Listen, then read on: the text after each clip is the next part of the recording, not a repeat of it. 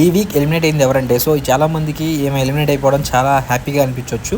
But ఇక్కడ మీకు కనిపిస్తుంది కదా, ముందుగా ఈ గ్రాఫ్ చూసుకుంటే ఇది అన్అఫీషియల్ గ్రాఫ్ అనమాట. సో అన్అఫీషియల్ గ్రాఫ్లో చూసుకున్న గౌతమ్, నిఖిల్, ప్రేరణ, యష్మి, తర్వాత టేసీ తేజ, పృథ్వీ, విష్ణుప్రియ అయితే లాస్ట్లో ఉన్నారన్నమాట. బట్ కాకపోతే ఇక్కడ ఎలిమినేట్ అయింది ఎవరంటే యష్మి ఎలిమినేట్ అయిపోయింది అనమాట. ఏమో టాప్ 4లో ఉన్నా కూడా ఎలిమినేట్ అయిపోవటం కొంచెం అన్ఫేర్లా నాకు అనిపిస్తుంది అనమాట.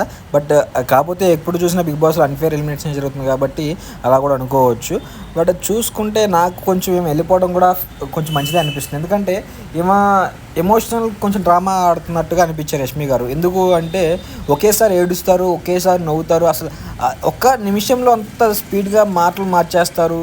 అంటే ఒక వరకు వస్తే ఒక లెక్క, వేరే వాళ్ళకి అయితే ఇంకో లెక్క అలా ఉంటుంది అనమాట. అంటే ఈమెకంటూ ఒక రూల్స్ ఉంటాయి, లేదా వేరే వాళ్ళకైతే వేరే రూల్స్ ఉంటాయి. సో ఇలా రావడం వల్ల ఈమెకు బాగా నెగిటివిటీ స్ప్రెడ్ అయిపోయి అందుకనే కొంచెం ఎలిమినేట్ అయిపోయింది అన్న ఫీలింగ్ అయితే నాకైతే వచ్చింది. సో నెగిటివిటీ ఎక్కువైపోతుంది కాబట్టి మేము ఎక్కువ ఉంటే ఇంకా నెగిటివిటీ పెరిగిపోతుంది అనే ఫీలింగ్తో అయితే పంపించేశారు అనే ఫీలింగ్ అయితే నాకైతే వచ్చింది.